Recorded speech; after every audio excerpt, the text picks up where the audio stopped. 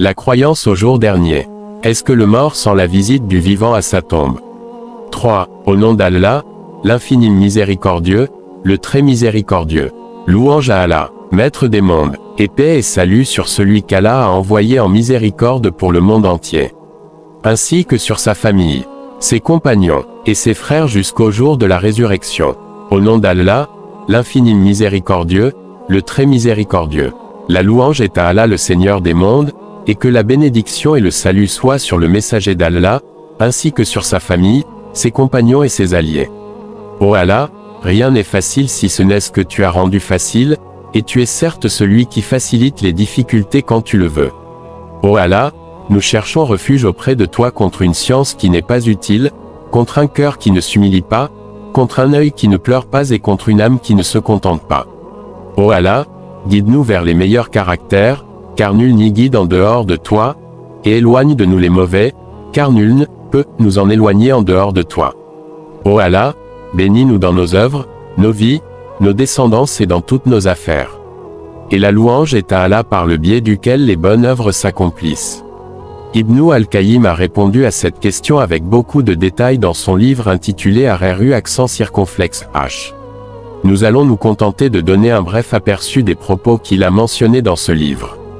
D'après Aïcha, qu'Allah soit satisfait d'elle, le messager d'Allah a dit « Aucun homme ne visite la tombe de son frère coreligionnaire et s'assied auprès d'elle sans que le mort ne se réjouisse de sa compagnie, jusqu'à ce qu'il le quitte. » Ibn Abu al-Dunya, Abu Huraïra, qu'Allah soit satisfait de lui, a rapporté que le messager d'Allah a dit « Tout homme qui passe par une tombe et salue son habitant, il lui rend le salut même s'il ne le connaît pas. » Ibn Abd al-Barr a qualifié ce hadith d'authentique.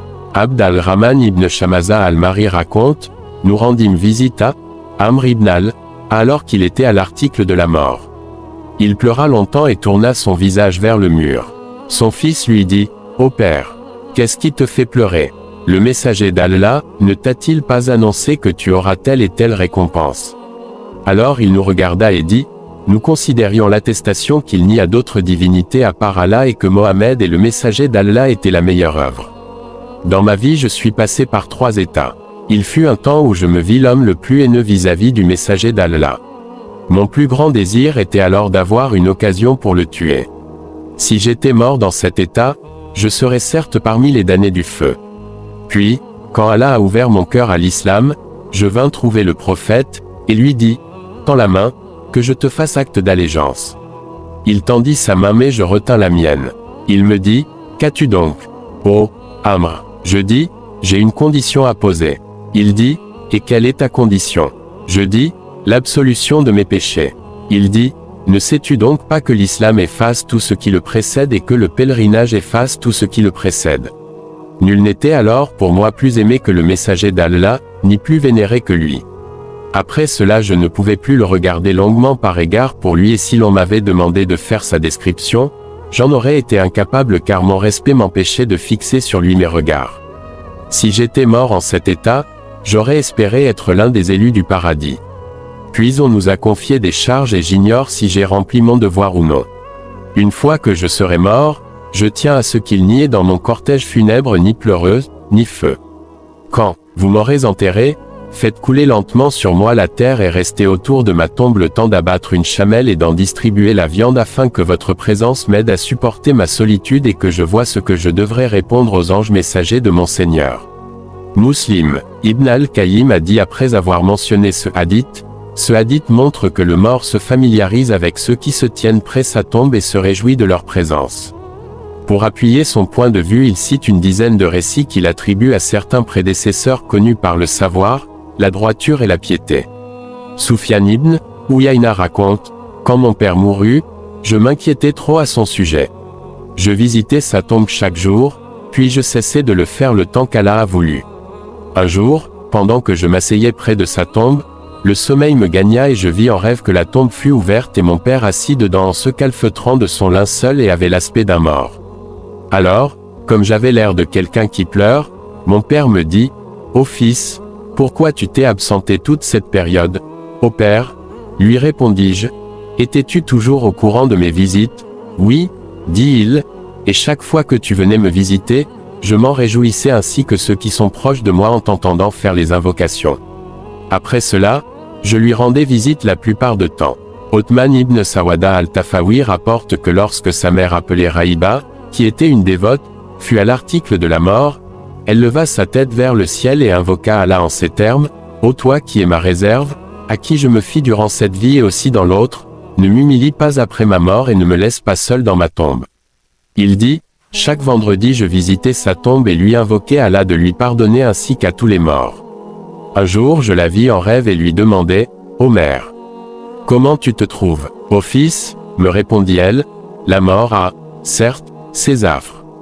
Quant à moi, louange à Allah, je suis dans un endroit louable où nous nous étendons sur un tapis de myrte en nous accoudant à des coussins de soie et de brocart, et nous resterons ainsi jusqu'au jour de la résurrection. As-tu besoin de quelque chose? Répliquai-je. Oui, dit-elle, je veux que tu viennes toujours pour invoquer Allah en notre faveur, car je me réjouis quand tu viens nous visiter le jour de vendredi. On me dit: Ô Raïba, voilà ton fils qui est arrivé, alors je me réjouis et ceux qui m'entourent parmi les morts se réjouissent également. Bikr ibn Mansur raconte: du temps où la peste qui avait envahi le pays, un homme venait au cimetière pour participer à la prière funéraire.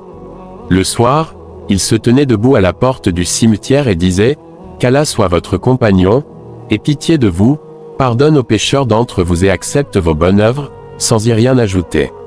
Cet homme raconte: un soir, je rentrais chez moi sans passer par le cimetière et faire l'invocation habituelle. Je vis en rêve une foule de gens qui vinrent me trouver.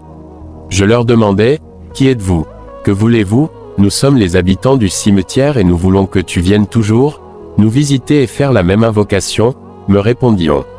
Dès ce jour-là, je ne cessais de visiter le cimetière et faire l'invocation. Sulaym ibn Oumer se trouvait dans un cimetière avec quelques-uns de ses compagnons, et, voulant satisfaire un besoin, ils lui dirent: va auprès d'un de ces fossés et urine. Il pleura et dit: gloire à Allah. Par Allah, j'ai honte des morts comme j'ai honte des vivants. Si le mort ne s'apercevait pas de cela, je n'aurais pas honte de lui. Avant d'ajouter: on a rapporté et affirmé que les œuvres des vivants seront exposées aux morts qui se réjouiront des bonnes d'entre elles. Quant aux mauvais, ils s'écrieront: ô Allah, accorde-leur ton pardon. Après la mention de ces récits dont nous avons omis d'en citer une grande partie afin de rester bref, Ibn al-Qayyim conclut: les récits et les exemples abondent dans ce sens. Il faut donc retenir que les morts reconnaissent leurs visiteurs, autrement cette visite n'a aucun sens. En plus, le prophète enseignait aux musulmans une formule à dire quand ils visitent les tombes et qui est la suivante: que la paix soit sur vous, ô habitants de ces demeures parmi les musulmans et les croyants. Si Allah le veut, nous vous rejoindrons. Qu'Allah fasse miséricorde aux devanciers d'entre vous et nous et à ceux qui viendront après eux. Nous demandons à Allah d'accorder le salut à nous tous. De cette formule nous pouvons déduire que le mort reconnaît son visiteur et entend sa salutation mais il est incapable de répondre. Fin de citation. Louange à Allah, Maître des mondes, et paix et salut sur celui qu'Allah a envoyé en miséricorde pour le monde entier. Ainsi que sur sa famille, ses compagnons, et ses frères jusqu'au jour de la résurrection. Nous espérons que vos recherches vous permettront de découvrir de près les grandes dispositions et les règlements précis de cette religion et la sagesse de son auteur.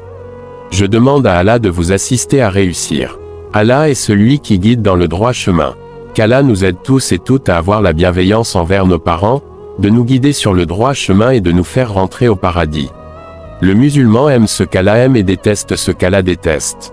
De ce fait, on déteste les péchés, surtout ceux qui encourent la malédiction d'Allah, le châtiment dans ce bas monde ou dans l'au-delà. Nous implorons Allah qu'il nous donne le paradis et nous permette d'accomplir les actes et les paroles qui nous en rapprochent. Et nous cherchons refuge auprès d'Allah contre l'enfer et les actes et les paroles qui en rapprochent. Amin.